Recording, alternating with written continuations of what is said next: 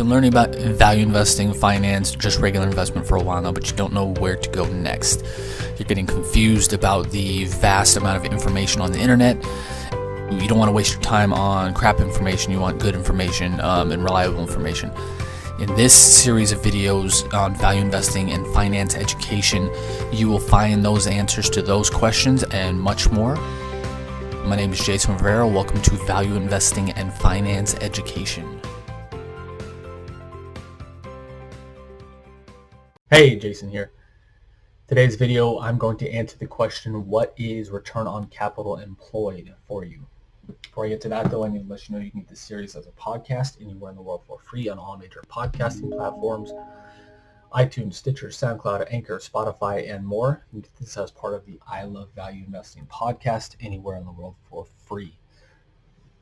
Make sure also to stay tuned to the end of this video where I'll let you know where you can get my valuation templates so you learn how to calculate and use this metric, ROIC, unlevered return on net tangible equity, and many other valuations and metrics that I use personally, and I'm giving that away for free at the end of this video.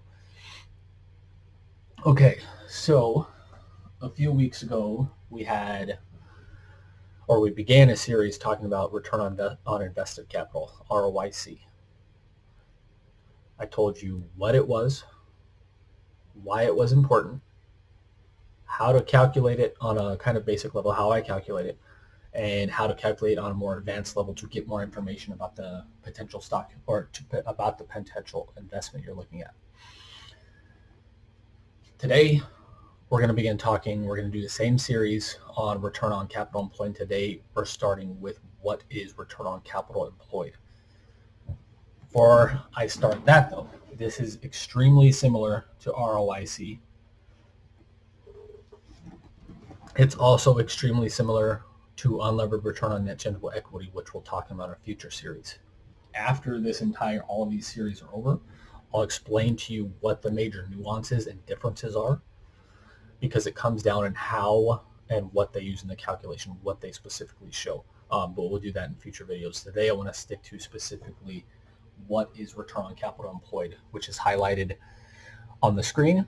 Return on capital employed is a financial ratio that can be used in assessing a company's profitability and capital efficiency. In other words, the ratio can help to understand how well a company is generating profits from its capital. So essentially, this is another metric to see how profitable a company is and how efficient it is at using its capital. Again, to generate profits. This is very similar to ROIC. Again, in a future video, I'll explain the major difference between these three very similar metrics, but they're all very important. I look for anything above 10% on a consistent basis, like with ROIC. I look at the same thing for ROC. I want anything above 10% on a consistent basis, and of course, the higher the better. In the next video, I'm going to answer the question why this is important for you. And then in the videos after that, I'm going to show you how to evaluate or to calculate this, on a basic level, how I calculate it. And then after that, I'm going to show you how to calculate it in an advanced way, much again, in the same way I did with ROIC. Until then, I hope you learned something. This isn't a very popular metric. I don't know why. ROIC is far more popular. Frankly, I don't know why this isn't as popular as ROIC. But it's this and unlevered return on net tangible equity, which I'll talk to you more about next week. Or in future videos. ROCE and unlevered return on net tangible equity are two metrics I specifically learned from reading Warren Buffett's Berkshire Hathaway shareholder letters that he personally uses to evaluate companies. After that, a couple of years ago now, I started using both of these metrics along with ROIC to evaluate companies as well. So they're very valuable metrics, all three of these, and they will help you evaluate a stock or an investment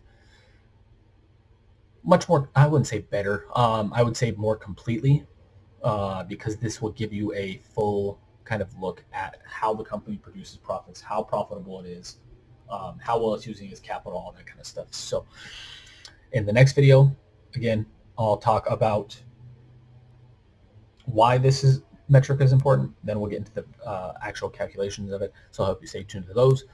Until next time, hope you enjoyed this short video or a short podcast if you're listening on that.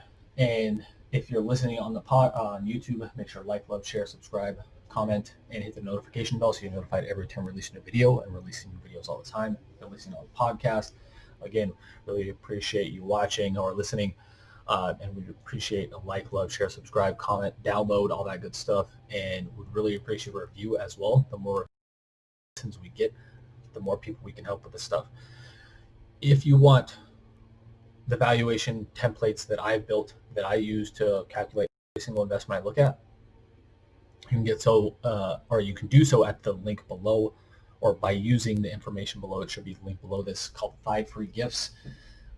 One of the free gifts is my valuation and profitability metric templates, which includes the calculation or how to calculate ROIC, ROCE, and unlevered return on net tangible equity, among other things. So hope you take advantage and get that. But until next time, have a great day. Talk soon.